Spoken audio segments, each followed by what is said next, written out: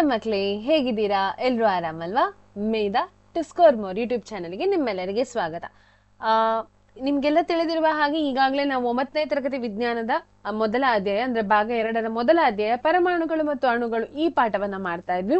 ಈಗಾಗಲೇ 2 ಭಾಗಗಳನ್ನ ನಾನು ಹಾಕಿದ್ದೇನೆ, ಅಪ್ಲೋಡ್ ಮಾಡಿದ್ದೇನೆ. ಇವತ್ತು ನಾವು 3ನೇ ಭಾಗದವನ್ನ ಕಲಿತಾ ಇದ್ದೇವೆ. ಸೊ ಹಾಗಾದ್ರೆ ಟೈಮ್ ವೇಸ್ಟ್ ಮಾಡದೆ ಶುರು ಮಾಡೋಣ ಬನ್ನಿ. ನಿಮ್ಗೆಲ್ಲ ಗೊತ್ತಿದೆ ನಾವು ಏನೆಲ್ಲ ಕಲ್ತಿದ್ದೇವೆ ಅಂತ ಹೇಳಿ ರೀಕಾಲ್ ಮಾಡ್ಬೇಕಾ? ಸ್ವಲ್ಪ ಏನ್ ಕಲ್ತಿದ್ದೇವೆ ಅಂತ. ಕಳೆದ ತರಗತಿಯಲ್ಲಿ ನಾವು ಏನ್ ಕಲ್ತ್ವಿ ಅಂತ ಹೇಳಿದ್ರೆ, ಅದಕ್ಕಿಂತ ಹಿಂದಿನ ತರಗತಿಯಲ್ಲಿ ಮೊದಲ ತರಗತಿಯಲ್ಲಿ ನಾವು ಅಣುಗಳ ಬಗ್ಗೆ ಕಲ್ತ್ವಿ, ಪರಮಾಣುಗಳ ಬಗ್ಗೆ ಕಲ್ತ್ವಿ. ಅನಂತರ ಏನೆಲ್ಲ ನಡೆಯಿತು, ಏನೆಲ್ಲ ಡಿಸ್ಕವರೀಸ್ ಅಂದ್ರೆ ಆವಿಷ್ಕಾರಗಳು ನಡೆಯಿತು ಅನ್ನೋದನ್ನ ಕಲ್ತ್ವಿ. 2 ನಿಯಮಗಳು ರಾಸಾಯನಿಕ ಶಾಸ್ತ್ರದ ಕ್ಷೇತ್ರವನ್ನು ಹೇಗೆ ಬದಲಾಯಿಸಿದವು ಅನ್ನೋದನ್ನ ಕಲ್ತ್ವಿ. ಯಾವುದೆಲ್ಲ 2 ನಿಯಮಗಳು? ರಾಶಿ ಸಂರಕ್ಷಣಾ ನಿಯಮ ಮತ್ತೆ ಸ್ಥಿತಿ ಅನುಪಾತಗಳ ನಿಯಮ ಅಲ್ವಾ? ಈ 2 ನಿಯಮಗಳು ಹೇಗೆ ರಾಸಾಯನಿಕ ಶಾಸ್ತ್ರದ ಒಂದು ಕ್ಷೇತ್ರವನ್ನೇ ಬದಲಾಯಿಸಿತು ಅನ್ನೋದನ್ನ ಕಲ್ತ್ವಿ. ಅನಂತರ ಕಲ್ತದ್ದು ನಾವು ಜಾನ್ ಡಾಲ್ಟನರ ಬಗ್ಗೆ. ಅವರು ಕೊಟ್ಟಂತಹ ಸಿದ್ಧಾಂತದ ಪ್ರಕಾರ ಕೆಲವೊಂದು ಆಧಾರಗಳನ್ನ ಇಟ್ಟುಕೊಂಡು ಕೆಲವೊಂದು ಗುಣಲಕ್ಷಣಗಳನ್ನ ನಾವು ಕಲ್ತಿದ್ದೇವೆ ಅಲ್ವಾ? ಸೊ ಇದಿಷ್ಟು ಗುಣಲಕ್ಷಣಗಳ ಬಗ್ಗೆ ನಾವು ಕಳೆದ ತರಗತಿಯಲ್ಲಿ ನಾವು ಕಲ್ತದ್ದು, ಹೌದಲ್ವಾ? ಮತ್ತೆ ಈಗ ಇದನ್ನ ಗುಣಲಕ್ಷಣಗಳನ್ನ ಕಲ್ತಿದ್ದೇವೆ ಅಂದ್ರೆ ಆ ಸಿದ್ಧಾಂತದ ಆಧಾರಗಳನ್ನ ನಾವು ಕಳೆದ ತರಗತಿಯಲ್ಲಿ ಕಲ್ತಿದ್ದೇವೆ. ಆದ್ರೆ ಅದರ ಹಿಂದಿರುವ ಡ್ರಾಬ್ಯಾಕ್ಸ್ ಅನ್ನ ಕಲೀಲಿಲ್ಲ. ಅವರು ಸಿದ್ಧಾಂತ ಕೊಟ್ಟಿದ್ರು ನೋಡಿ, ಅದು ಎಲ್ಲ 100% ಕರೆಕ್ಟ್ ಆಗಿರ್ಲಿಲ್ಲ. ಆಯ್ತಾ? ಯಾಕೆ ಅಂತ ಹೇಳಿ ನಾನು ಮುಂದಕ್ಕೆ ಹೇಳ್ತೇನೆ. ಈಗ ನಾವು ಮುಂದಕ್ಕೆ ಸ್ವಲ್ಪ ಹೋಗುವ. ಡ್ರಾಬ್ಯಾಕ್ ಏನಂತ ಹೇಳಿ ನೋಡೋಣ, ಅದು ಇಂಪಾರ್ಟೆಂಟ್. ಆಯ್ತಾ? ನೆಕ್ಸ್ಟ್ ಬಂದದ್ದು ನಾವು ಪರಮಾಣು ಎಂದ್ರೇನು ಅಂತ ಹೇಳಿ ಕಲ್ತ್ವಿ ಅಲ್ವಾ? ಪರಮಾಣು ಎಷ್ಟು ದೊಡ್ಡದು ಅನ್ನೋದನ್ನ ಕಲ್ತ್ವಿ. ಇದು ಒಂದು ಪರಮಾಣುವಿನ ತ್ರಿಜ್ಯ ಅಲ್ವಾ? ಎಷ್ಟು? 1 ನ್ಯಾನೋಮೀಟರ್. ಅಂದ್ರೆ ಅದರ ಅರ್ಥ ಏನು? 10 ನ್ಯಾನೋಮೀಟರ್ ಅಲ್ವಾ? ಇಷ್ಟು ಸಣ್ಣದಿರ್ತದೆ, ಕಣ್ಣಿಗೆ ಕಾಣದ್ದು ಅಷ್ಟು ಸಣ್ಣದು ಪರಮಾಣು ಅಲ್ವಾ? ಹಾಗೆ ನೀರಿನ ಗಾತ್ರಗಳನ್ನ ಕೂಡ ನಾವು ನೋಡಿದ್ವಿ. ಅನಂತರ ವಿವಿಧ ಧಾತುಗಳ ಪರಮಾಣುಗಳ ಆಧುನಿಕ ಕಾಲದ ಸಂಕೇತಗಳನ್ನ ಕೂಡ ನಾವು ನೋಡಿದ್ವಿ. ಅಂದ್ರೆ ಮೊದಲಿಗೆ ಡಾಲ್ಟನ್ ಪರಮಾಣು ಸಿದ್ಧಾಂತವನ್ನ ಕೊಟ್ಟಾಗ ಅವರು ಕೆಲವೊಂದು ಧಾತುಗಳನ್ನ ಅವುಗಳಿಗೆ ಸಂಕೇತಗಳನ್ನ ಕೊಟ್ರು. ಆಯ್ತಾ? ಈ ಸಂಕೇತಗಳು ಹೇಗಿತ್ತು ಅಂತ ಹೇಳಿದ್ರೆ ನೋಡಿ, ಮೊದಲ ಹೈಡ್ರೋಜನ್ಗೆ ಒಂದು ಸರ್ಕಲ್ ಹಾಕಿ ಅದರ ನಡುವಲ್ಲಿ ಒಂದು ಡಾಟ್ ಇಟ್ಟದ್ದು, ಹಾಗೆ ಕಾರ್ಬನ್ಗೆ ಸರ್ಕಲ್ ಹಾಕಿ ಅದನ್ನ ಶೇಡ್ ಮಾಡಿದ್ದು, ಒಂದು ವೃತ್ತ ಹಾಕಿ, ಖಾಲಿ ಸರ್ಕಲ್ ಹಾಕಿದ್ರೆ ಖಾಲಿ ವೃತ್ತ ಹಾಕಿದ್ರೆ ಅದು ಆಕ್ಸಿಜನ್ ಎಂದು. ಹಾಗೆ ಈ ಬೆನ್ಸ್ ಕಾರ್ನ ಇದು ನೋಡಿ, ಈ ಒಂದು ಸಂಕೇತದ ಫಾಸ್ಫರ್ಗೆ ಕೊಟ್ರು. ಪ್ಲಸ್ ಹಾಕಿದ್ರೆ ಸಲ್ಫರ್ ಅಂತ ಹೇಳಿದ್ರು, ಐ ಬರ್ದ್ರೆ ಕಬ್ಬಿಣ ಅಂತ ಹೇಳಿದ್ರು, ಸಿ ಬರ್ದ್ರೆ ತಾಮ್ರ ಅಂತ ಹೇಳಿದ್ರು, ಸೀಸಾ, ಎಲ್ ಬರ್ದ್ರೆ ಸೀಸಾ ಅಂತ ಹೇಳಿದ್ರು, ಎಸ್ ಬರ್ದ್ರೆ ಬೆಳ್ಳಿ ಅಂತ ಹೇಳಿದ್ರು.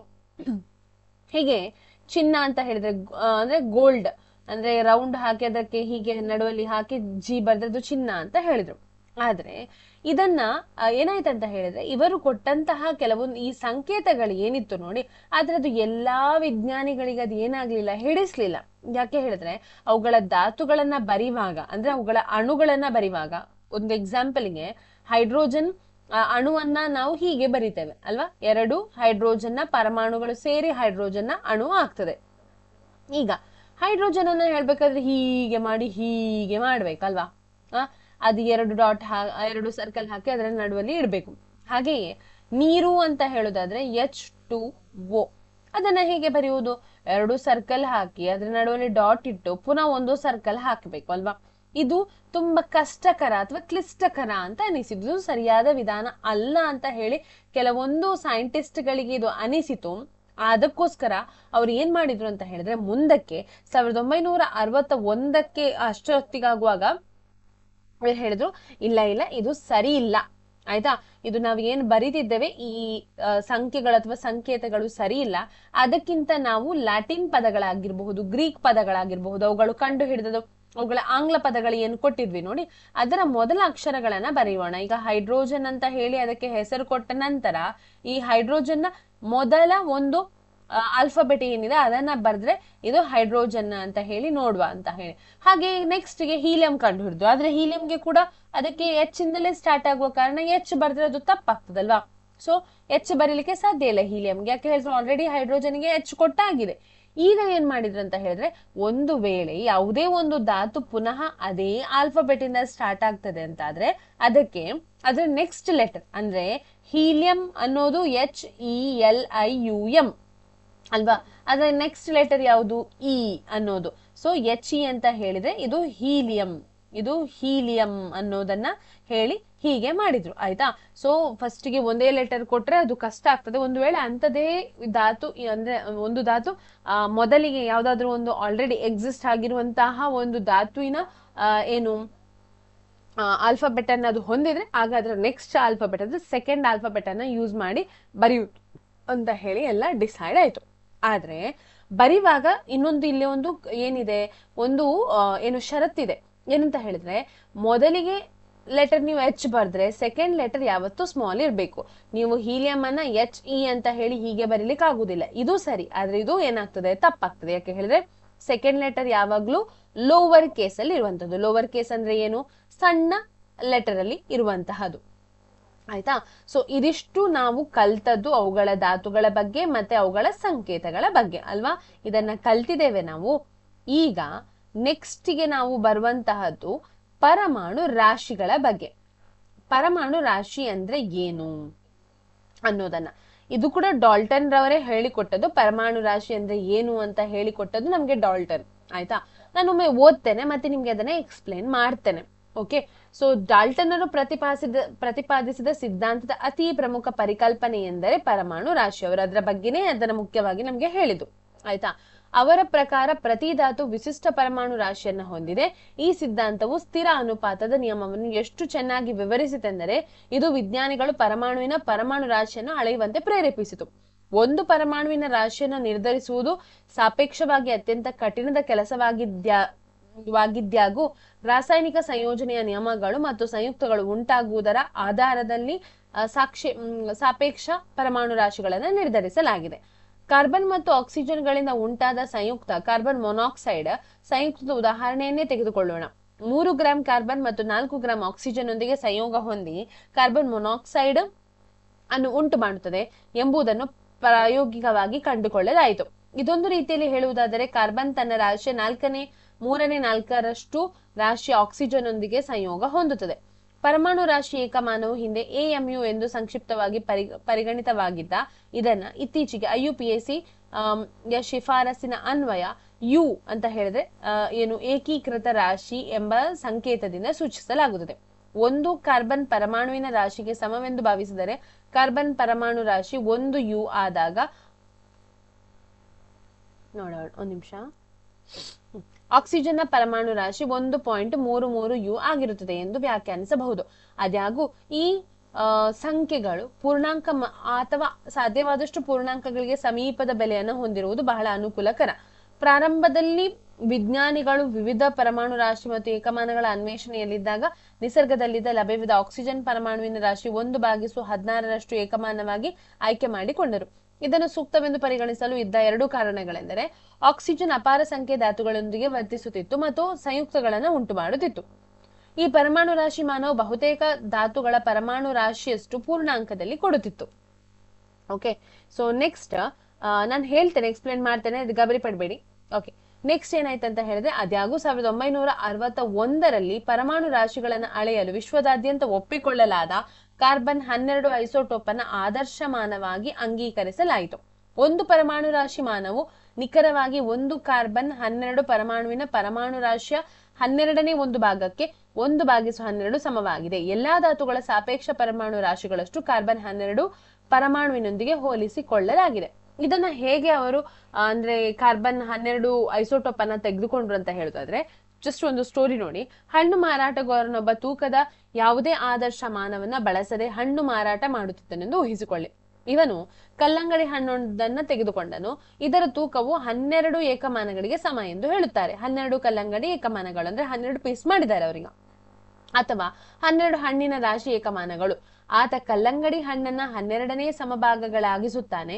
ತಾನು ಮಾರುವ ಹಣ್ಣುಗಳನ್ನ ಕಲ್ಲಂಗಡಿ ಹಣ್ಣಿನ ತೂಕದ ತುಂಡಿಗಿಂತ ಸಾಪೇಕ್ಷವಾಗಿ ಹೋಲಿಸಿ ತೂಕವನ್ನು ಕಂಡುಕೊಳ್ಳುತ್ತಾನೆ. ಚಿತ್ರ 3.4ರಲ್ಲಿ ತೋರಿಸಿರುವಂತೆ ಈಗ ಆತ ಸಾಪೇಕ್ಷ ಹಣ್ಣಿನ ಮಾನ FMU ಆದ ಆಧಾರದಲ್ಲಿ ಮಾರುತ್ತಾನೆ. ಆಯ್ತಾ. ಈಗ ಹಾಗೆಯೇ ಓಕೆ, ಇದನ್ನೊಂದು ಕಂಟಿನ್ಯೂ ಮಾಡ್ತೇನೆ ಮತ್ತೆ ನಿಮ್ಗೆ ಹೇಳ್ತೇನೆ ಇದು ಏನಂತ ಹೇಳಿ.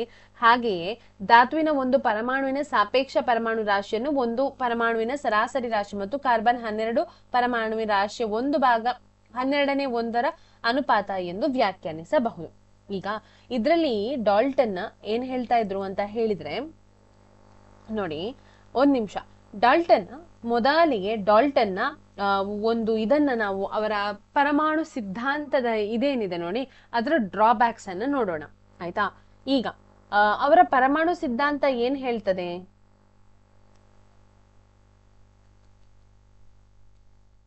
ಅವರ ಪರಮಾಣು ಸಿದ್ಧಾಂತದ ಪ್ರಕಾರ ಅವರು ಹೇಳ್ತಾರೆ, ಒಂದು ಧಾತುವನ್ನ ಅಲ್ವಾ, ಒಂದು ಧಾತುವನ್ನ ನೀವು ಏನ್ ಮಾಡ್ಲಿಕ್ಕೆ ಸಾಧ್ಯ ಇಲ್ಲ, ಇನ್ನಷ್ಟು ವಿಭಜಿಸ್ಲಿಕ್ಕೆ ಸಾಧ್ಯ ಇಲ್ಲ. ಪರಮಾಣು ಅನ್ನೋದು ಒಂದು ಅತ್ಯಂತ ಸಣ್ಣ ಕಣ.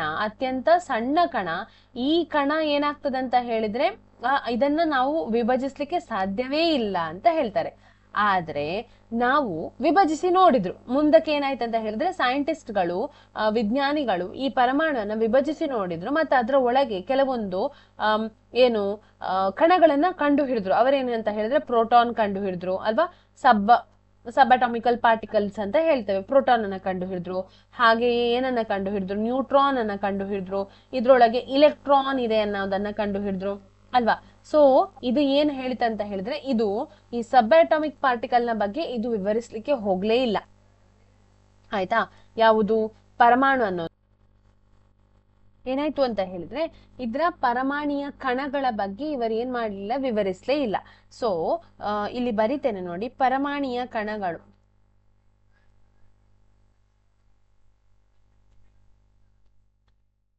ಪರಮಾಣುಯ ಕಣಗಳ ಬಗ್ಗೆ ವಿವರಣೆ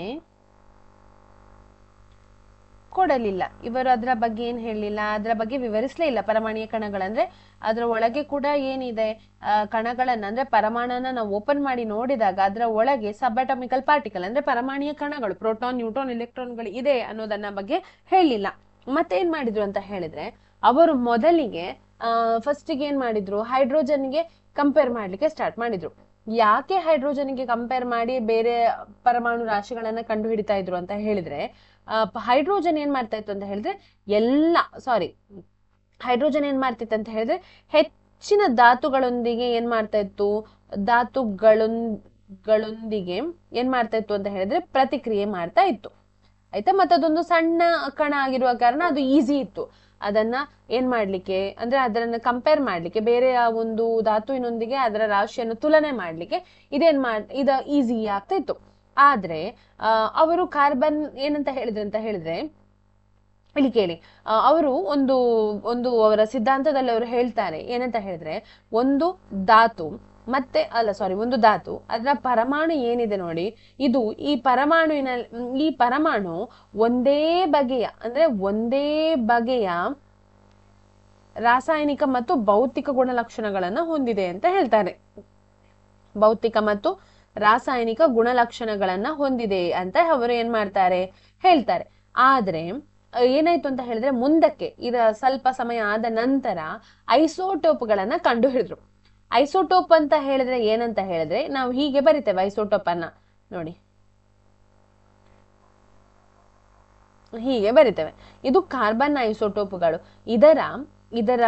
ಇದು ಪರಮಾಣು ಸಂಖ್ಯೆ 6, ಆದ್ರೆ ರಾಶಿ ಸಂಖ್ಯೆ ಏನಾಗ್ತದೆ, ಇಲ್ಲಿ 12 ಇದ್ರೆ ಇಲ್ಲಿ 13 ಇದೆ, ಇಲ್ಲಿ 14 ಇದೆ, ಬದಲಾಗ್ತಾ ಹೋಗ್ತದೆ, ಆಯ್ತಾ.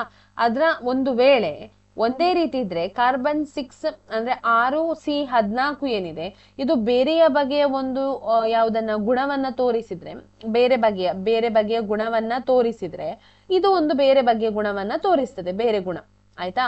ಸೊ ಇದು ಬೇರೆ ಗುಣ, ಇದು ಬೇರೆ ಗುಣ, ಮತ್ತು ಇದು ಬೇರೆ ಗುಣಗಳನ್ನ ತೋರಿಸ್ತದೆ. ಇದ್ರ ಬಗ್ಗೆ ಅವರು ಹೇಳಲೇ ಇಲ್ಲ.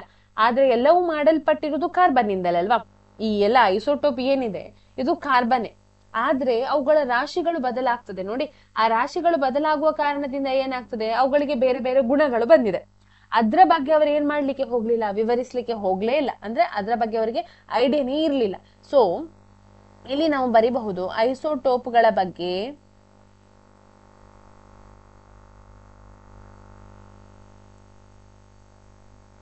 ಐಸೋಟೋಪ್ಗಳ ಬಗ್ಗೆ ವಿವರಣೆ ಇಲ್ಲ. ಆಯ್ತಾ, ಇವರ ಏನ್ ಮಾಡ್ಲಿಲ್ಲ, ಅದ್ರ ಬಗ್ಗೆ ವಿವರಣೆ ಕೊಡ್ಲಿಲ್ಲ. ಮತ್ತೊಂದು ಕಾನ್ಸೆಪ್ಟ್ ಏನ್ ನಾವು ಕಲಿತೇವೆ ಅಂತ ಹೇಳಿದ್ರೆ ಐಸೋಬಾರ್ ಅಂತ ಒಂದು ಕಲಿತೇವೆ. ಐಸೋಬಾರ್ ಅಂತ ಹೇಳಿದ್ರೆ ನೋಡಿ, ನಾನು ಬೇರೆ ಇದರಲ್ಲಿ ಪೆನ್ನಲ್ಲಿ ಬರಿತೇನೆ. ಐಸೋಬಾರ್ ಅಂತ ಹೇಳಿದ್ರೆ ಕ್ಯಾಲ್ಸಿಯಂನ ಸಾರಿ ಒಂದು ನಿಮಿಷ, ಇದು ಸಿ ಇಲ್ಲಿ ಬರ್ಬೇಕಾಯ್ತಾ. ಕ್ಯಾಲ್ಸಿಯಂನ ರಾಶಿ ಸಂಖ್ಯೆ 19, ಆಯ್ತಾ, ಹಾಗೆಯೇ ಅಲ್ಲ ಸಾರಿ 20, ಸಾರಿ ಪರಮಾಣು ಸಂಖ್ಯೆ 20, ರಾಶಿ ಸಂಖ್ಯೆ 40. ಹಾಗೆಯೇ ಆರ್ಗನ್ ಅನ್ನೋ ಒಂದು ಇದೆ ಧಾತು ಇದೆ, ಅದರ ರಾಶಿ ಪರಮಾಣು ಸಂಖ್ಯೆ 18, ಅದರ ರಾಶಿ ಸಂಖ್ಯೆ 40. ಇದೆರಡು ಬೇರೆ ಬೇರೆ ಅಲ್ಲ. ಅವ್ರು ಏನ್ ಹೇಳ್ತಾರೆ ಅಂತ ಹೇಳಿದ್ರೆ ಅವುಗಳ ರಾಶಿ, ಪರಮಾಣುಗಳ ರಾಶಿ ಒಂದೇ ಆಗಿರ್ತದೆ, ಅದು ಬದಲಾಗುವುದಿಲ್ಲ. ಒಂದು ಧಾತು ಅಂತ ಹೇಳಿದ ನಂತರ ಅಂದ್ರೆ ಒಂದು ಕ್ಯಾಲ್ಸಿಯಂನ ತುಂಡು, ಆ ಕ್ಯಾಲ್ಸಿಯಂನ ತುಂಡುಗಳಲ್ಲಿ ಬೇರೆ ಬೇರೆ ಬೇರೆ ತುಂಬಾ ಪರಮಾಣುಗಳು ಇರ್ತದೆ ಅಲ್ವಾ. ಆ ಪರಮಾಣುವಿನಲ್ಲಿ ಅದ್ರ ಇದು ಏನಿರ್ತದೆ ಅಂತ ಹೇಳಿದ್ರೆ ಅದ್ರ ರಾಶಿ ಏನಿದೆ ನೋಡಿ, ಆ ಪರಮಾಣುವಿನಲ್ಲಿ ಏನೆಲ್ಲ ಇದೆ ನೋಡಿ, ಅದ್ರದ್ದು ರಾಶಿ ಅಂತ ಹೇಳಿದ್ರೆ ಆ ಪರಮಾಣುವಿನ ತೂಕವನ್ನಲ್ವಾ ರಾಶಿ ಅಂತ ಹೇಳುದು. ಆ ತೂಕ ಏನಿದೆ ನೋಡಿ, ಅದು ಬೇರೆ ಯಾವುದೇ ಧಾತು ಹೊಂದಲಿಕ್ಕೆ ಸಾಧ್ಯ ಇಲ್ಲ ಅಂತ ಹೇಳ್ತಾರೆ. ಆದ್ರೆ ಇಲ್ಲಿ ಏನಾಗ್ತದೆ ಅಂತ ಹೇಳಿದ್ರೆ ಎರಡು ಧಾತುಗಳು ಅವುಗಳು ಬೇರೆ ಬೇರೆ ಏನು ಪರಮಾಣು ಸಂಖ್ಯೆಯನ್ನ ಹೊಂದಿದ್ದು ಒಂದೇ ರೀತಿಯ ರಾಶಿಯನ್ನ ಹೊಂದಿದೆ, ಒಂದೇ ರಾಶಿ ಸಂಖ್ಯೆಯನ್ನ ಹೊಂದಿದೆ. ಇದ್ರ ಬಗ್ಗೆ ಕೂಡ ಅವರು ಏನ್ ಕೊಡ್ಲಿಲ್ಲ, ವಿವರಣೆ ಕೊಡ್ಲೇ ಇಲ್ಲ. ಆಯ್ತಾ. ಸೊ ಐಸೋಬಾರ್ಗಳ ಬಗ್ಗೆ ಕೂಡ ಅವರು ಏನ್ ಮಾಡ್ಲಿಲ್ಲ, ವಿವರಣೆ ಇಲ್ಲ. ಐಸೋಬಾರ್ಗಳ ಬಗ್ಗೆ ವಿವರಣೆ ಏನ್ ಮಾಡ್ಲಿಲ್ಲ, ಕೊಡ್ಲಿಲ್ಲ. ಸೊ ಹಾಗಾಗಿ ಇವರ ಇದನ್ನ ಏನ್ ಮಾಡಿದ್ರು ಅಂದ್ರೆ ಅದು ತುಂಬಾ ಎಲ್ಲವೂ ಅಲ್ಲ, ಆದ್ರೆ ಕೆಲವೊಂದು ಅವರ ಅಂಶಗಳನ್ನ ಏನ್ ಮಾಡಿದ್ರು, ಕನ್ಸಿಡರ್ ಮಾಡಿದ್ರು. ಅಂದ್ರೆ ಸರಿ ಇದೆ ಅಂತ ಎಲ್ಲರೂ ಒಪ್ಪಿದ್ರು. ಆದ್ರೆ ಕೆಲವೊಂದು ವಿಷಯಗಳಿಗಾಗಿ ಇವರ ಎಲ್ಲಾ ಸಿದ್ಧಾಂತದಲ್ಲಿರುವ ಎಲ್ಲಾ ಆಧಾರ ಏನಿದೆ ನೋಡಿ, ಅದನ್ನ ಕೆಲವು ಸೈಂಟಿಸ್ಟ್ಗಳು ಒಪ್ಪಲಿಲ್ಲ. ಆಯ್ತಾ. ಮುಂದಕ್ಕೆ ಪರಮಾಣು ರಾಶಿಯನ್ನ ಕಂಡು ಹಿಡಿಬೇಕಾದ್ರೆ 1996ರಲ್ಲಿ ಅಲ್ವಾ, ಸಾರಿ 61ರಲ್ಲಿ ಅಲ್ವಾ, ಅದು ಅಲ್ವಾ, ಒಂದ್ ನಿಮಿಷ ನೋಡಿ, 61 ನಾನು ತಪ್ಪಿದೆನಾ ಅಂತ. IUPAC ನೋಡಿ ಎಲ್ಲಿ ಉಂಟು, 61 ಅಲ್ಲ, ಎಲ್ಲಿ ಉಂಟು, ನಾನು ನೋಡಿದೆ.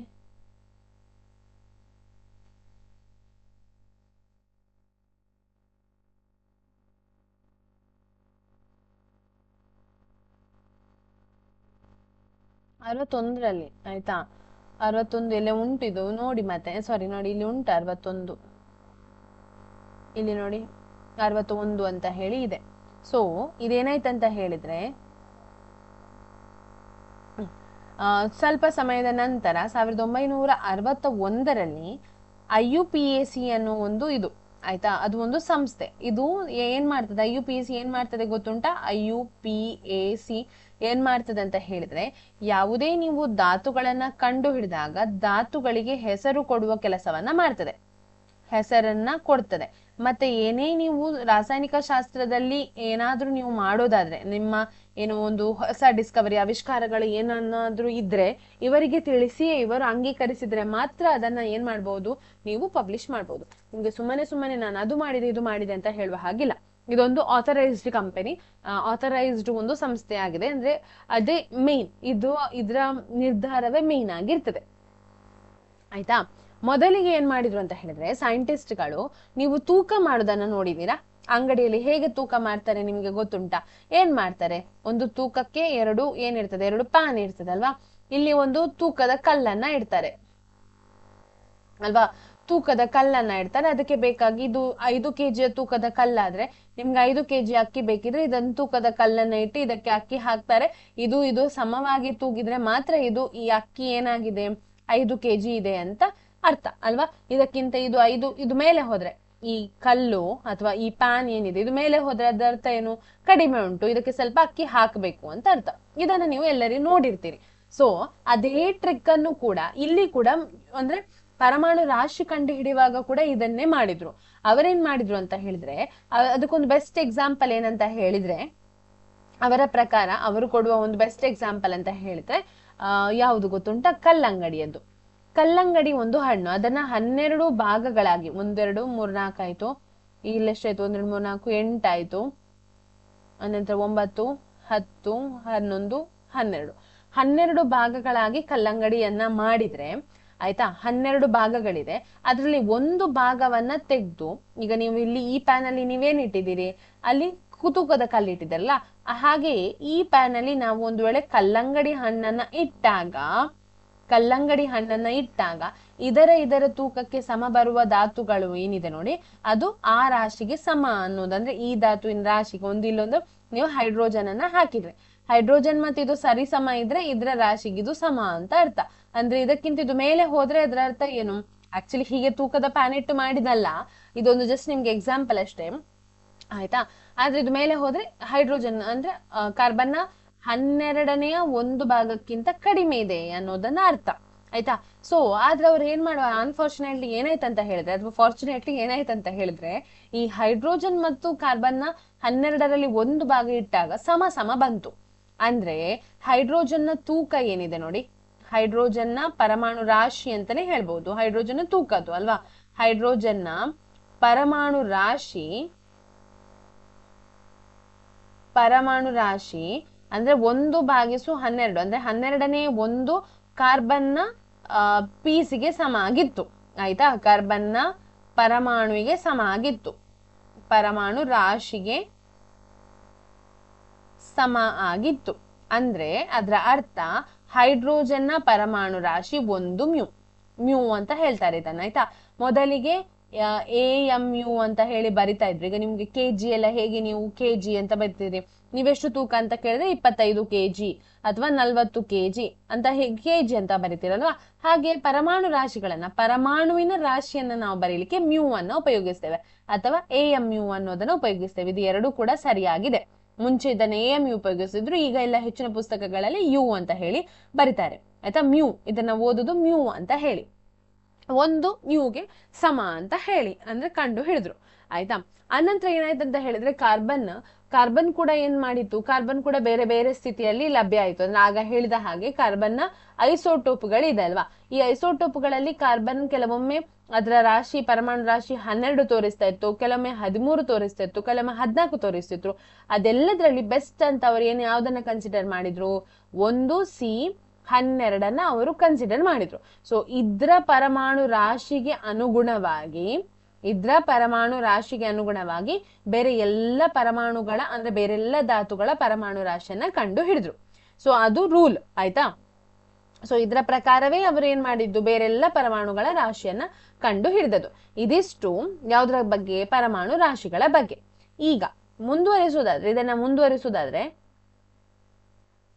ನೋಡಿ, ಇಲ್ಲಿ ಕೊಟ್ಟಿದ್ದಾರೆ. ಈಗ ಪರಮಾಣು ರಾಶಿಯನ್ನ ಕಂಡು ಹಿಡಿಯುವುದು ಹೇಗೆ ಮ್ಯಾಮ್ ಅಂತ ಇದ್ರೆ, ನಿಮ್ಗೊಂದು ಟ್ರಿಕ್ ಹೇಳ್ತೇನೆ. ಆಲ್ರೆಡಿ ನಮ್ಮ ಏನಿದೆ ಚಾನಲ್ ಏನಿದೆ ಅದರಲ್ಲಿ ವ್ಯಾಲೆನ್ಸಿ ಕಂಡು ಹಿಡಿಯುವುದು ಹೇಗೆ ಅಂತ ಒಂದು ವಿಡಿಯೋ ಉಂಟು. ನಾನು ಪ್ರತಿ ಸಲ ಅದನ್ನ ಹೇಳ್ತೇನೆ. ಅದೊಂದು ಬೆಸ್ಟ್ ವಿಡಿಯೋ ಅಂತೆಲ್ಲ ಹೇಳ್ಬೋದು. ನಿಮಗೆ ಸುಲಭವಾಗಿ ಪರಮಾಣು ಸಂಖ್ಯೆ ಮತ್ತು ಪರಮಾಣು ರಾಶಿಯನ್ನ ಹೇಗೆ ಕಂಡು ಹಿಡಿಯುವುದು ಅನ್ನೋದನ್ನ ಇದು ಏನ್ ಮಾಡ್ತದೆ ಹೇಳ್ತದೆ ಆಯ್ತಾ. ಒಂದ್ ನಿಮಿಷ.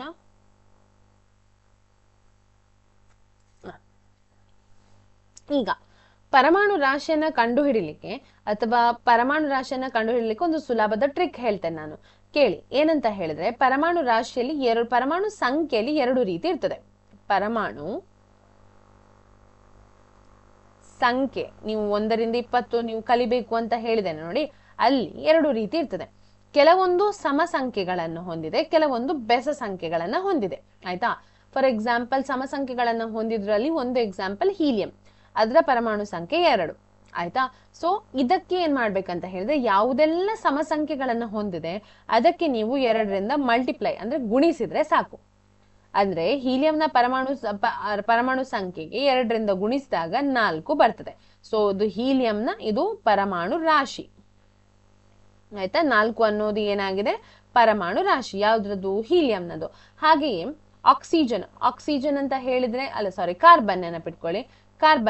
ಕಾರ್ಬನ್ನ ಸಂಖ್ಯೆ ಎಷ್ಟು, ಕಾರ್ಬನ್ ನ 6 ಅಲ್ವಾ, ಸಮ ಸಂಖ್ಯೆ ಇದ್ದಾಗ ನಾವೇನ್ ಮಾಡ್ಬೇಕು, 2ರಿಂದ ಗುಣಿಸ್ಬೇಕು, ಅದರ ಅರ್ಥ 12. ಸೊ ಕಾರ್ಬನ್ನ ಪರಮಾಣು ರಾಶಿ ಎಷ್ಟು, 12 ಆಗ್ತದೆ.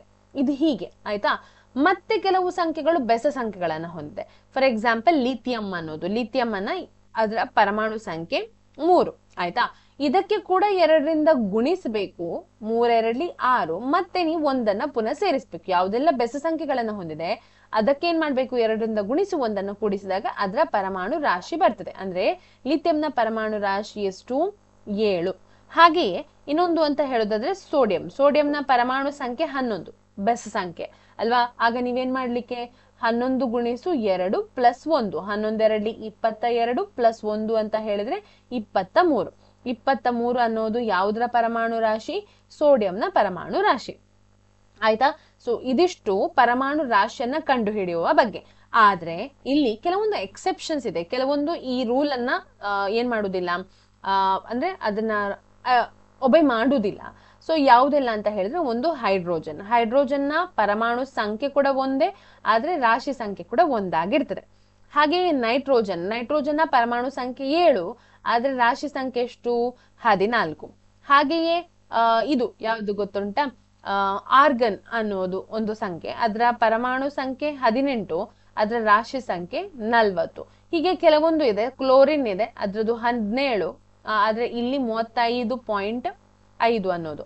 ಸೊ ಕೆಲವೊಂದು ಎಲ್ಲವೂ ಅಲ್ಲ, ಕೆಲವೊಂದು ಧಾತುಗಳು ಅದು ಸ್ವಲ್ಪ ಈ ರೂಲ್ ಅನ್ನ ಫಾಲೋ ಮಾಡುದಿಲ್ಲ. ಆದ್ರೆ ಆಲ್ಮೋಸ್ಟ್ 1ರಿಂದ 20 ಏನಿದೆ, 1ರಿಂದ 20 ಧಾತುಗಳು ಏನಿದೆ ಅದ್ರ ಪರಮಾಣು ರಾಶಿಯನ್ನು ನೀವು ಇದೇ ರೀತಿಯಾಗಿ ಕಂಡು ಹಿಡಬಹುದು.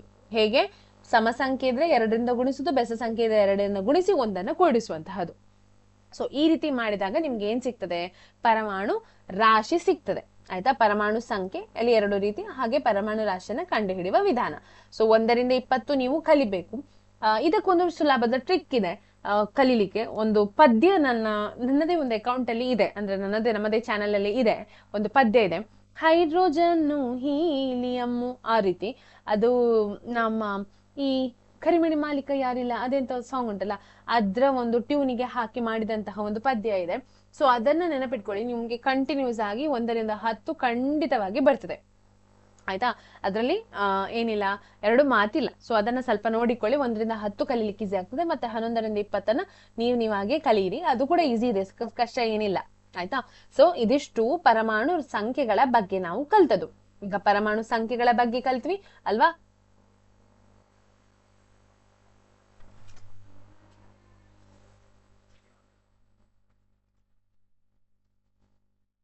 ಓಕೆ, ಪರಮಾಣು ಸಂಖ್ಯೆಗಳ ಬಗ್ಗೆ ಕಲ್ತ್ವಿ.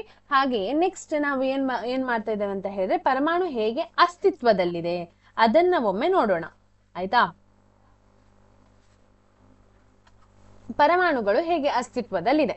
ಪರಮಾಣುಗಳು ಅಂದ್ರೆ ನಮ್ಮ ಪ್ರಕೃತಿಯಲ್ಲಿ ನಮ್ಮ ಪರಮಾಣುಗಳು 2 ರೀತಿಯಲ್ಲಿ ನಮ್ಗೆ ಕಾಣ್ಲಿಕ್ಕೆ ಸಿಗ್ತದೆ. ಒಂದು ಪರಮಾಣುಗಳು ಮತ್ತೆ ಪರಮಾಣು ಅಣುಗಳು ಮತ್ತು ಅಯಾನುಗಳ ರೂಪದಲ್ಲಿ ಇರ್ತದೆ. ಆಯ್ತಾ. ಹೇಗೆಲ್ಲ ಇರ್ತದೆ, ಒಂದು ಪರಮಾಣು ಅಣುಗಳು ಮತ್ತು ಪರಮಾಣುಗಳು ಅಯಾನುಗಳ ರೀತಿಯಲ್ಲಿ ಇರ್ತದೆ. ಪರಮಾಣು ಅಣು ಅಂದ್ರೆ ಏನು, ಪರಮಾಣು ಇದಂದ್ರೆ ಏನು, ಅಂದ್ರೆ ಅಯಾನುಗಳೆಂದ್ರೇನು ಅನ್ನೋದನ್ನ ನಾವು ನೋಡುವ. ಒಂದ್ ನಿಮಿಷ. ಓಕೆ, ಪುನಃ ನಾವು ನಮ್ಮ ಸ್ಲೈಡ್ಗೆ ಬರೋಣ. ಈಗ ಪರಮಾಣುಗಳ ಅಸ್ತಿತ್ವ ಏನು, ಪರಮಾಣುಗಳು ನಮ್ಗೆ ಹೇಗೆ ಪ್ರಕೃತಿಯಲ್ಲಿ ಕಾಣ್ಲಿಕ್ಕೆ ಸಿಗ್ತದೆ ಅನ್ನೋದಾದ್ರೆ, ಒಂದು ಪರಮಾಣು ಅಣುಗಳು. ಆಯ್ತಾ. ಪರಮಾಣು ಅಣುಗಳು, ಮತ್ತೊಂದು ಪರಮಾಣು ಅಯಾನುಗಳು. ಪರಮಾಣು ಅಯಾನುಗಳ ರೂಪದಲ್ಲಿ ಕಾಣ್ಲಿಕ್ಕೆ ಸಿಗ್ತದೆ. ಹಾಗಾದ್ರೆ ಪರಮಾಣು ಅಣು ಅಂದ್ರೆ ಏನು, ಪರಮಾಣು ಅಯಾನು ಅಂದ್ರೆ ಏನು? ಮೊದಲಿಗೆ ಒಂದು ಎಕ್ಸಾಂಪಲ್ ನಾನು ತಕೊಳ್ಳೋದಾದ್ರೆ ಹೈಡ್ರೋಜನ್ ಅನ್ನ ತಗೊಳ್ತೇನೆ. ಹೈಡ್ರೋಜನ್ ಪ್ರಕೃತಿಯಲ್ಲಿ ಯಾವಾಗಲೂ ಇನ್ನೊಂದು ಹೈಡ್ರೋಜನ್ ಒಟ್ಟಿಗೆ ಸೇರಿ ಹೈಡ್ರೋಜನ್ 2 ಆಗಿ ಲಭ್ಯ ಇರ್ತದೆ. ಇದು ಪರಮಾಣು ಅಣು. ಆಯ್ತಾ. ಸ್ವತಂತ್ರ ರೀತಿಯಲ್ಲಿ ಇದು ಇರ್ತದೆ. ಇದು ಬೇರೆಯವರೊಟ್ಟಿಗೆ ಏನ್ ಮಾಡ್ಲಿಕ್ಕೆ ಹೋಗುದಿಲ್ಲ, ಪ್ರತಿವರ್ತಿಸ್ಲಿಕ್ಕೆ ಹೋಗುದಿಲ್ಲ. ಯಾಕೆ ಹೇಳಿದ್ರೆ ಇದು ಆಲ್ರೆಡಿ ಇನ್ನೊಂದು ಹೈಡ್ರೋಜನ್ ಒಟ್ಟಿಗೆ ಪ್ರತಿವರ್ತಿಸಿ ಅದರದೇ ಆದ ಅಣುವನ್ನ ಸೃಷ್ಟಿ ಮಾಡಿದೆ. ಸೊ ಹಾಗಾಗಿ ಏನಾಗುವುದಿಲ್ಲ, ಇದು ಬೇರೆ ಯಾವುದರೊಟ್ಟಿಗೆ ಧಾತುಗಳೊಟ್ಟಿಗೆ ಪ್ರತಿವರ್ತಿಸ್ಲಿಕ್ಕೆ ಹೋಗುದಿಲ್ಲ. ಇದು ಪರಮಾಣು ಅಣುಗಳು. ಆಯ್ತಾ. ಇನ್ನೊಂದು ಹೇಳುದಾದ್ರೆ ಆಕ್ಸಿಜನ್. ಒಂದು ಆಕ್ಸಿಜನ್ ಇನ್ನೊಂದು ಆಕ್ಸಿಜನ್ ಒಂದಿಗೆ ಪ್ರತಿವರ್ತಿಸಿ ಆಕ್ಸಿಜನ್ 2 ಅಂದ್ರೆ O2 ಆಗಿ ಏನಿರ್ತದೆ, ಅಸ್ತಿತ್ವದಲ್ಲಿ ಇರ್ತದೆ ಪ್ರಕೃತಿಯಲ್ಲಿ. ಇದು ಪರಮಾಣು ಅಣುಗಳು. ಅರ್ಥ ಆಯ್ತಾ. ಪರಮಾಣು ಅಯಾನ್ ಅಂದ್ರೆ ಏನು? ಈಗ ಸ್ವಲ್ಪ ನಾವು ಪರಮಾಣು ಅಯಾನುಗಳ ಬಗ್ಗೆ ನೋಡೋದಾದ್ರೆ, ಪರಮಾಣು ಅಯಾನುಗಳಲ್ಲಿ 2 ರೀತಿ ಇದೆ. ಆಯ್ತಾ. ಯಾವುದೆಲ್ಲ ಪರಮಾಣು ಅಯಾನುಗಳಂತ ಹೇಳಿದ್ರೆ, ಆವೇಶಗಳನ್ನು ಹೊಂದಿರುವಂತಹ ಪರಮಾಣುಗಳು. ಆವೇಶ ಆವೇಶಗಳನ್ನು ಹೊಂದಿರುವ ಪರಮಾಣುಗಳನ್ನ ನಾವ್ ಏನಂತ ಹೇಳ್ತೇವೆ? ಅಯಾನುಗಳು ಅಂತ ಹೇಳ್ತೇವೆ. ಆಯ್ತಾ? ಈ ಆವೇಶಗಳು ಹೇಗೆ ಬರ್ತದೆ? ಇದರಲ್ಲಿ 2 ಆವೇಶಗಳಿರ್ತದೆ. ಒಂದು ಧನಾವೇಶ ಮತ್ತು ಋಣಾವೇಶ, ಆನಯಾನು ಮತ್ತು ಕ್ಯಾಟಯಾನು. ಒಂದು ನಿಮಿಷ.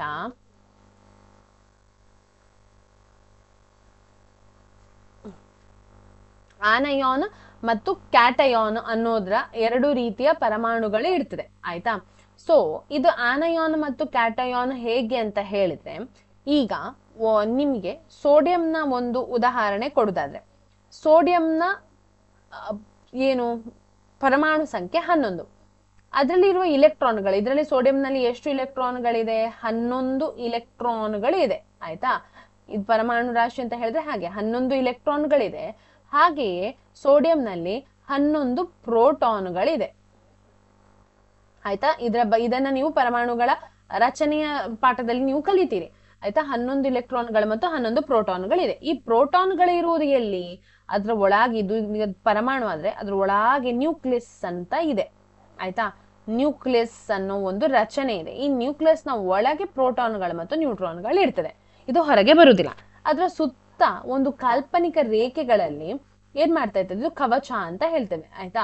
ಈ ಕವಚದಲ್ಲಿ ಇಲೆಕ್ಟ್ರಾನ್ಗಳು ಸುತ್ತುತ್ತಾ ಇರ್ತದೆ. ಈ ಇಲೆಕ್ಟ್ರಾನ್ಗಳು ಒಟ್ರಾಶಿ ಹಾಗೆ ಅಂದ್ರೆ ಮನಸ್ಸಿಗೆ ಬಂದ ಹಾಗೆ ಸುತ್ತುತ್ತಾ ಇಲ್ಲ. ಪ್ರತಿ ಕವಚದಲ್ಲೂ ಇಷ್ಟೇ ಇಲೆಕ್ಟ್ರಾನ್ಗಳಂತ ಇದೆ. ಆಯ್ತಾ? ಅದರಲ್ಲಿ ಕವಚಗಳನ್ನ ನಾವು ಕೆ, ಎಲ್, ಎಂ, ಎನ್ ಅಂತ ಹೇಳಿ ಈ ರೀತಿ ಹೆಸರು ಕೊಡ್ತೇವೆ. ಆದ್ರೆ ಕೆ ಕವಚದಲ್ಲಿ 2 ಇಲೆಕ್ಟ್ರಾನ್ಗಳನ್ನ ಇರ್ತದೆ, ಅದರ ಕೆಪಾಸಿಟಿ ಅಷ್ಟೇ. ಎಲ್ ಕವಚದಲ್ಲಿ 8 ಇಲೆಕ್ಟ್ರಾನ್ಗಳನ್ನ ಮಾತ್ರ ಹೊಂದುತ್ತದೆ. ಎಂ ಕವಚದಲ್ಲಿ 18 ಇಲೆಕ್ಟ್ರಾನ್ಗಳ ಅದಕ್ಕೆ ಕೆಪಾಸಿಟಿ. ಆದ್ರೆ ಈಗ 2 + 8 ಎಷ್ಟಾಯ್ತು? 10 ಆಯ್ತು ಆಲ್ರೆಡಿ. ಈಗ ಉಳಿದದ್ದು 11ರಲ್ಲಿ ಎಷ್ಟು ಉಳಿದಿದೆ? 1 ಇಲೆಕ್ಟ್ರಾನ್ ಉಳಿದಿದೆ. ಸೊ ಅದು ಎಲ್ಲಿ ಇದೆ? ಎಂ ಕವಚದಲ್ಲಿ ಇದೆ. ಇದ್ರ ಬಗ್ಗೆ ನಾವು ಇನ್ನೊಂದು ಪಾಠದಲ್ಲಿ ಕಲಿಯುವ ಸರಿಯಾಗಿ. ಆಯ್ತಾ? ಈಗ ಈ ಎಂ ಕವಚದಲ್ಲಿ ಇರುವ 1 ಇಲೆಕ್ಟ್ರಾನ್ ನೋಡಿ, ಇದು ಕಂಪ್ಲೀಟ್ ಆಗಿ 18 ಇರ್ಬೇಕಿತ್ತು, ಅದ್ರ ಒಂದೇ ಇದೆ, 18 ಇಲ್ಲ ಅಲ್ವಾ? ಸೊ ಇದೇನಾಗ್ಲಿಲ್ಲ, ಇದು ಸ್ಥಿರ ಇಲ್ಲ. ಯಾವುದಿಲ್ಲ? ಸ್ಥಿರವಿಲ್ಲ. ಒಂದೇ ಇಲೆಕ್ಟ್ರಾನ್ ಇರುವ ಕಾರಣ ಈ ಕವಚ ಸ್ಥಿರ ಇಲ್ಲ. ಆಯ್ತಾ? ಅದಕ್ಕಾಗಿ ಇದು ಏನ್ ಮಾಡ್ತದೆ ಅಂತ ಹೇಳಿದ್ರೆ, ಸ್ಥಿರ ಬರ್ಬೇಕಾದ್ರೆ ಅಟ್ಲೀಸ್ಟ್ 8 ಇಲೆಕ್ಟ್ರಾನ್ಗಳು ಇದ್ರೆ ಒಂದು ಕವಚದಲ್ಲಿ ಅದನ್ನ ಸ್ಥಿರ ಕವಚ ಅಂತ ಹೇಳ್ತೇವೆ. ಈಗ 7 ಇಲೆಕ್ಟ್ರಾನ್ಗಳು ಇದಕ್ಕೆ ಬೇಕಲ್ವಾ? ಇದ್ರೊಟ್ಟಿಗೆ ಇರುವುದು, ಹೊರ ಕವಚದಲ್ಲಿ ಇರುವುದು, ಸೋಡಿಯಂನ ಹೊರ ಕವಚದಲ್ಲಿ ಇರುವುದು ಒಂದೇ ಇಲೆಕ್ಟ್ರಾನ್ ಅಲ್ವಾ? ಅದ್ರೊಟ್ಟಿಗೆ 7 ಇಲೆಕ್ಟ್ರಾನ್ ಬೇಕಲ್ವಾ ಅದು ಸ್ಥಿರ ಆಗ್ಬೇಕಾದ್ರೆ? ಸೊ ಆ 7 ಇಲೆಕ್ಟ್ರಾನ್ಗಳನ್ನ ಯಾರಾದ್ರೂ ಕೊಡ್ತದ ಅಂತ ನೋಡ್ತದೆ ಈ ಸೋಡಿಯಂ. ಆದ್ರೆ ಸೋಡಿಯಂಗೆ ಯಾರು 7 ಇಲೆಕ್ಟ್ರಾನ್ಗಳನ್ನ ಕೊಡುದಿಲ್ಲ. ಅದಕ್ಕದು ಏನ್ ಮಾಡ್ತದೆ? ಇದಿದ್ರೆ ಅಲ್ವಾ ನನ್ನದು ಒಂದು ಕವಚ ಇದ್ರೆ ಅಲ್ವಾ ನಾನು ಸ್ಥಿರ ಅಲ್ಲ ಅಂತ ಅನ್ನಿಸ್ತದೆ. ಸೊ ಅದಕ್ಕೋಸ್ಕರ ಈ 1 ಇಲೆಕ್ಟ್ರಾನ್ ಅನ್ನ ಬೇರೆಯವರಿಗೆ ದಾನ ಮಾಡ್ತದೆ. ಆಯ್ತಾ? ಸೊ ಏನ್ ಮಾಡ್ತದೆ? 1 ಇಲೆಕ್ಟ್ರಾನ್ ಅನ್ನ ಬೇರೆಯವರಿಗೆ ದಾನ ಮಾಡ್ತದೆ. ಸೊ ಬೇರೆಯವರಿಗೆ ದಾನ ಮಾಡುವ ಕಾರಣ ಸೋಡಿಯಂಗೆ ಒಂದು ಪ್ಲಸ್ ಪಾಯಿಂಟ್ ಸಿಗ್ತದೆ. ಅರ್ಥ ಆಯ್ತಾ? ಸೋಡಿಯಂಗೆ ಪ್ಲಸ್ ಪಾಯಿಂಟ್ ಸಿಗ್ತದೆ. ಇದಕ್ಕೆ ಧನಾಗ್ರ, ಇದು ಧನ ಆವೇಶ. ಆಯ್ತಾ? ಧನ ಆವೇಶ ಇರುವ ಕಾರಣ ಇದನ್ನು ಕ್ಯಾಟಯಾನು ಅಂತ ಹೇಳ್ತೇವೆ. ಕ್ಯಾಟಯಾನು. ಆಯ್ತಾ? ಕ್ಯಾಟಯಾನ್ ಅಂತ ಹೇಳ್ತೇವೆ. ಈಗ ಇನ್ನೊಂದು ಎಕ್ಸಾಂಪಲ್ ನೋಡುದಾದ್ರೆ ನಿಮ್ಗೆ ಕ್ಲೋರಿನ್ ಎಕ್ಸಾಂಪಲ್ ಹೇಳ್ತೇನೆ. ಕ್ಲೋರಿನ್ ಅದರ ಇಲೆಕ್ಟ್ರಾನ್ ಪರಮಾಣು ಸಂಖ್ಯೆ 17. ಈಗ ಇದನ್ನ ಹೇಗೆ ನಾವು ಬರಿಬಹುದು? ಕೆ ಕವಚದಲ್ಲಿ 2 ಇಲೆಕ್ಟ್ರಾನ್, ಹಾಗೆ ಎಲ್ ಕವಚದಲ್ಲಿ 8 ಇಲೆಕ್ಟ್ರಾನ್, ಮತ್ತೆ ಎಂ ಕವಚದಲ್ಲಿ 7 ಇಲೆಕ್ಟ್ರಾನ್. ಉಳಿದದ್ದು 7 ಅಲ್ವಾ? 2 + 8 10, 10 + 7 17. ಈಗ ನಾನು ಆಗಲೇ ಹೇಳ್ದೆ, ಹೊರ ಕವಚದಲ್ಲಿ ಎಷ್ಟು ಇಲೆಕ್ಟ್ರಾನ್ಗಳಿದ್ರೆ ಅದು ಸ್ಥಿರ ಅಂತ ಅನ್ನಿಸ್ತದೆ? 8 ಇಲೆಕ್ಟ್ರಾನ್ ಇರ್ಬೇಕು. ಆದ್ರೆ ಕ್ಲೋರಿನ್ ಹೊರ ಕವಚದಲ್ಲಿ ಎಷ್ಟು ಇಲೆಕ್ಟ್ರಾನ್ ಇದೆ? 7 ಇಲೆಕ್ಟ್ರಾನ್ ಇದೆ. ಒಂದು ಬೇಕಲ್ವಾ ಕ್ಲೋರಿನಿಗೆ ಸ್ಥಿರ ಆಗ್ಬೇಕಾದ್ರೆ? ಈಗ ಕ್ಲೋರಿನ್ ಕೇಳ್ತದೆ ಯಾರತ್ರ ಆದ್ರೂ 1 ಇಲೆಕ್ಟ್ರಾನ್ ಯಾರಾದ್ರೂ ಕೊಡ್ತೀರಾ ಅಂತ. ಆಗ ಕ್ಲೋರಿನ್ಗೆ 1 ಇಲೆಕ್ಟ್ರಾನ್ ಅನ್ನು ಕೊಡುವವರು ತುಂಬಾ ಜನ ಇದ್ದಾರೆ. ಆಯ್ತಾ? ಸೊ ಆ 1 ಇಲೆಕ್ಟ್ರಾನ್ಗಳು ಇದು ಪಡೀತದಲ್ವಾ? ಇದು ಏನ್ ಮಾಡ್ತದೆ? ಇದು 1 ಇಲೆಕ್ಟ್ರಾನ್ ಅನ್ನ ಪಡೀತದೆ. ಅದಕ್ಕೆ ಕ್ಲೋರಿನಿಗೆ ಋಣ ಚಿಹ್ನೆ ಬರ್ತದೆ, ಋಣ ಆವೇಶ ಬರ್ತದೆ. ಆಯ್ತಾ? ಋಣ ಆವೇಶ ಬರ್ತದೆ. ಋಣಾವೇಶ ಯಾವುದಕ್ಕಿದೆ ಅದನ್ನ ಆನಯಾನ್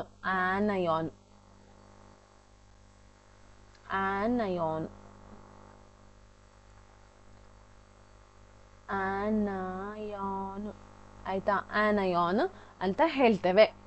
ಧನ ಆವೇಶ ಮತ್ತು ಋಣಾವೇಶಗಳು ಬರುವುದು ಹೀಗೆ. ಅಯಾನುಗಳು ಋಣ ಅಯಾನು ಮತ್ತು ಧನ ಅಯಾನುಗಳು ಆಗುವುದು ಹೀಗೆ. ಗೊತ್ತಾಯ್ತಾ? ಅದು ಕೊಟ್ಟು ಮತ್ತು ತಗೊಂಡಾಗ ಈ ರೀತಿ ಆಗುವಂತಹದ್ದು. ಸೊ ಪರಮಾಣುಗಳು ಎರಡೂ ಸ್ಥಿತಿಯಲ್ಲಿ ಅಸ್ತಿತ್ವದಲ್ಲಿದೆ, ಒಂದು ಪರಮಾಣು ಅಣುಗಳಾಗಿ ಮತ್ತೊಂದು ಪರಮಾಣು ಅಯಾನುಗಳಾಗಿ. ಪರಮಾಣು ಅಯಾನುಗಳು ಎರಡು ರೀತಿ ಇರ್ತದೆ, ಒಂದು ಧನಾವೇಶ ಮತ್ತೊಂದು ಋಣಾವೇಶವನ್ನ ಹೊಂದಿರುವಂತಹದ್ದು. ಸೊ ಇದಿಷ್ಟು ಪರಮಾಣು ಯಾವುದರ ಬಗ್ಗೆ? ಅಯಾನುಗಳ ಬಗ್ಗೆ. ನಾವು ಮುಂದಕ್ಕೆ ಹೋಗೋದಾದ್ರೆ ಅಣು ಎಂದ್ರೇನು ಅನ್ನೋದನ್ನ ನೋಡುವ. ಅಣು ಅಂತ ಹೇಳಿದ್ರೆ ನಾವ್ ಈಗಾಗ್ಲೇ ಕಲ್ತೇವಲ್ವಾ. ಅಣು ಅಂದ್ರೆ ಏನು? ರಾಸಾಯನಿಕವಾಗಿ ಜೊತೆಗೆ ಬಂಧಿಸಲ್ಪಟ್ಟ ಅಥವಾ ಆಕರ್ಷಣಾ ಬಲಗಳಿಂದ ಬಿಗಿಯಲ್ಪಟ್ಟ ಎರಡು ಅಥವಾ ಹೆಚ್ಚು ಅಯಾನು ಪರಮಾಣುಗಳ ಗುಂಪನ್ನ ನಾವು ಸಾಮಾನ್ಯವಾಗಿ ಏನಂತ ಕರಿತೇವೆ? ಅಣು ಅಂತ ಕರಿತೇವೆ. ನಾನು ಈಗಾಗಲೇ ನಿಮ್ಮ ಹತ್ರ ಹೇಳಿದೆ, ಆಕ್ಸಿಜನ್ ಮತ್ತು ಹೈಡ್ರೋಜನ್ ಏನಿದೆ ನೋಡಿ, ಅದು ಒಂದು ವಿಶೇಷ ಬಲದಿಂದ ಒಂದಕ್ಕೊಂದು ಆಕರ್ಷಿತ ಆಗ್ತದೆ. ಸೊ ಆ ಒಂದಕ್ಕೊಂದು ಆಕರ್ಷಿತ ಆದಾಗ ಅದು ಏನ್ ಮಾಡ್ತದೆ? ಅಣುಗಳನ್ನ ಉಂಟು ಮಾಡ್ತದೆ. ಆಯ್ತಾ?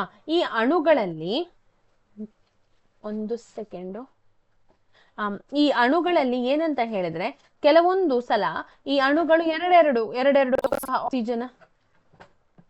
ಎರಡೆರಡು ಆಕ್ಸಿಜನ್ ಏನಾಗ್ತದೆ? ಒಟ್ಟಿಗೆ ಇರ್ತದೆ. ಕೆಲವೊಮ್ಮೆ 3 ಆಕ್ಸಿಜನ್ಗಳು ಒಟ್ಟಿಗೆ ಇರ್ತದೆ. ಇದನ್ನ ಏನಂತ ಕರಿತೇವೆ ಅಂತ ಹೇಳಿದ್ರೆ ಪರಮಾಣೀಯತೆ ಅಂತ ಹೇಳ್ತೇವೆ. ಸೊ ಈ ಪರಮಾಣೀಯತೆ ಕೂಡಲ್ಲಿ ಏಕಪರಮಾಣೀಯತೆ, ದ್ವಿಪರಮಾಣೀಯತೆ ಹಾಗೂ ತ್ರಿಪರಮಾಣೀಯತೆ ಮತ್ತು ಚತುರ್ಪರಮಾಣೀಯತೆ ಅಥವಾ ಬಹುಪರಮಾಣೀಯತೆ ಅಂತ ಇದೆ. ಸೊ ಪರಮಾಣೀಯತೆ ಅಂದ್ರೆ ಏನು ಅಂತ ನಿಮ್ಗೆ ನಾನು ಒಮ್ಮೆ ಎಕ್ಸ್ಪ್ಲೇನ್ ಮಾಡ್ತೇನೆ ನೋಡಿ. ಓಕೆ, ಪರಮಾಣೀಯತೆ ಅಂದ್ರೆ ಏನು ಅಂತ ಹೇಳಿದ್ರೆ,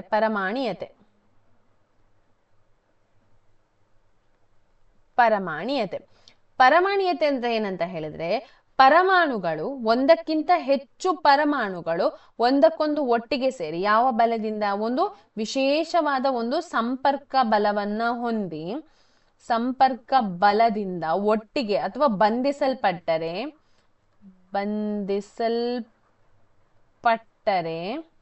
ಅದೇನ್ ಮಾಡ್ತದೆ? ಅಣುವನ್ನ ಉತ್ಪಾದನೆ ಮಾಡ್ತದೆ, ಅಣುವನ್ನ ಏರ್ಪಡಿಸ್ತದೆ. ಅಣುವಿನಲ್ಲಿ ಕೂಡ ಎಷ್ಟು ಈ ಅಣುಗಳು ಬೇರೆ ಬೇರೆ ರೀತಿ ಇದೆ. ಕೆಲವೊಮ್ಮೆ ಆಕ್ಸಿಜನ್ ಇದು ದ್ವಿಪರಮಾಣೀಯತೆ ಅಂತ ಹೇಳ್ತಾರೆ. ಯಾಕೆ ಇದನ್ನು ದ್ವಿಪರಮಾಣೀಯತೆ ಅಂತ ಹೇಳ್ತಾರೆ? ಯಾಕೆ ಹೇಳಿದ್ರೆ, ಇಲ್ಲಿ ಎರಡು ಏನಾಗಿದೆ? ಆಕ್ಸಿಜನ್ ಒಟ್ಟಿಗಿದೆ. ಹಾಗೆ ನೈಟ್ರೋಜನ್ 3 ನೈಟ್ರೋಜನ್ ಇರ್ತದೆ. ಅಥವಾ ನೈಟ್ರೋಜನ್ ಬೇಡ, ನಾವು ಆಕ್ಸಿಜನ್ ತಕೊಳ್ಳೋಣ.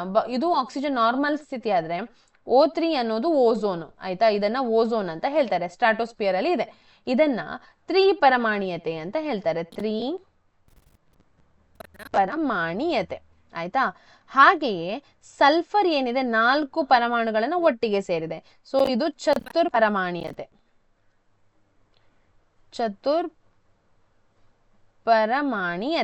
ಆಯ್ತಾ? ಹಾಗೆ ಕೆಲವೊಂದು ಬಹುಪರಮಾಣೀಯತೆಗಳನ್ನು ಕೂಡ ಹೊಂದಿದೆ. Si14 ಸಿಲಿಕಾನ್ 14 ಅಂದ್ರೆ 14 ಸಿಲಿಕಾನ್ಗಳ ಪರಮಾಣುಗಳು ಒಟ್ಟಿಗೆ ಸೇರಿ. ಸೊ ಚತುರ್ಪರಮಾಣೀಯತೆ ಅಂದ್ರೆ ಪರಮಾಣೀಯತೆಯಲ್ಲಿ ಕೂಡ ಅಂದ್ರೆ ಅಣುಗಳನ್ನ ಏರ್ಪಡುವಾಗ ಕೂಡ ಅದರಲ್ಲಿ ವಿಶೇಷ ಬಂಧಗಳು ಏರ್ಪಟ್ಟು ಒಂದಕ್ಕಿಂತ ಹೆಚ್ಚು ಪರಮಾಣುಗಳು ಒಟ್ಟಿಗೆ ಸೇರಿ ಮಾಡುವಂತಹ ಒಂದು ಉತ್ಪಾದಿಸುವಂತಹ ಒಂದು ಅಣುಗಳನ್ನ ನಾವು ಅದರ ಪರಮಾಣೀಯತೆ ಅಂತ ಹೇಳ್ತೇವೆ. ಪರಮಾಣೀಯತೆಯಲ್ಲಿ ಕೂಡ ಬೇರೆ ಬೇರೆ ವಿಧಗಳಿದೆ. ಏಕಪರಮಾಣೀಯತೆ ಇದೆ ಅಲ್ವಾ? ಏಕಪರಮಾಣೀಯತೆ ಇದೆ. ಹಾಗೆ ದ್ವಿಪರಮಾಣೀಯತೆ, ಇದು ಖಾಲಿ ಹೀಗೆ ಬಂದ್ರೆ ಏಕಪರಮಾಣೀಯತೆ. ಆಯ್ತಾ? ಏಕಪರಮಾಣೀಯತೆ ಇದೆ, ದ್ವಿಪರಮಾಣೀಯತೆ ಇದೆ, ಹಾಗೆ ತ್ರಿಪರಮಾಣೀಯತೆ ಇದೆ, ಅದೇ ರೀತಿ ಚತುರ್ಪರಮಾಣೀಯತೆ ಇದೆ, ಮತ್ತೆ ಬಹುಪರಮಾಣೀಯತೆ ಇದೆ. ಸೊ ಇದೆಲ್ಲವೂ ಯಾವುದು? ಪರಮಾಣೀಯತೆಯ ಬಗ್ಗೆ. ಬಹುಪರಮಾಣೀಯತೆ ಇದು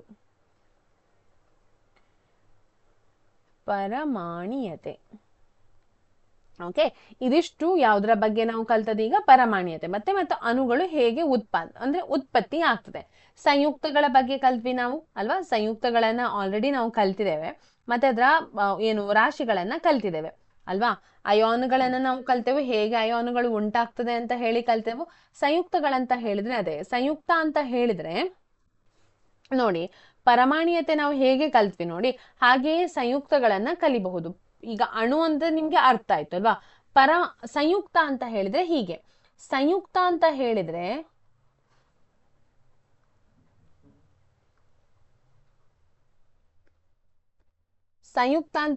ಅಲ್ಲಿ ಅಣು ಆಗ್ಲಿಕ್ಕೆ ಏನು? ಒಂದೇ ರೀತಿಯ ಪರಮಾಣುಗಳು ಬೇಕು. ಇಲ್ಲಿ ಬೇರೆ ಬೇರೆ ರೀತಿಯ ಪರಮಾಣು ಆಗ್ತದೆ. ಬೇರೆ ಬೇರೆ ಪರಮಾಣುಗಳು ಸೇರಿ ಆಗುವಂತಹದ್ದು. ಬೇರೆ ಬೇರೆ ಪರಮಾಣುಗಳು ಸೇರಿ ಆಗುವಂತಹದ್ದೇ ಏನು? ಸೇರುವುದಕ್ಕೆ ಏನಂತ ಹೇಳೋದು? ಸಂಯುಕ್ತ ಅಂತ ಹೇಳೋದು. ಈಗ ನೀರು ಒಂದು ಸಂಯುಕ್ತ. ಇಲ್ಲಿ ಎಷ್ಟು ಪರಮಾಣುಗಳಿದೆ? 2 ಹೈಡ್ರೋಜನ್ನ ಪರಮಾಣು ಅಲ್ವಾ? ಹಾಗೆ 1 ಆಕ್ಸಿಜನ್ನ ಪರಮಾಣು.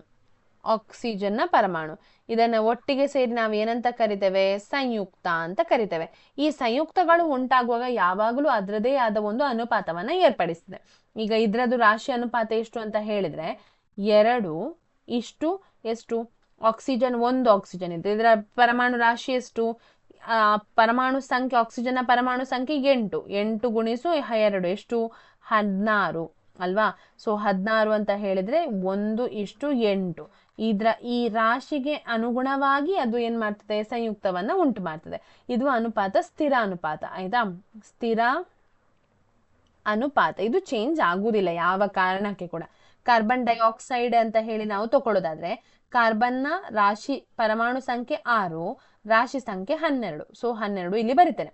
ಆಕ್ಸಿಜನ್ ಇಲ್ಲಿ ಆಕ್ಸಿಜನ್ನ ಪರಮಾಣು ಸಂಖ್ಯೆ 8, ರಾಶಿ ಸಂಖ್ಯೆ 16. ಆದ್ರೆ ಇಲ್ಲಿ 2 ಅಣುಗಳಿವೆ ಅಲ್ವಾ? ಪರಮಾಣುಗಳಿದೆ. ಸೊ 16 ಎಷ್ಟಾಗ್ತದೆ? 32 ಆಗ್ತದೆ. ಸೊ 12:32 ಅನ್ನೋದನ್ನ ನೋಡುದಾದ್ರೆ 4 3 ಹಾಗೆಯೇ 4 8.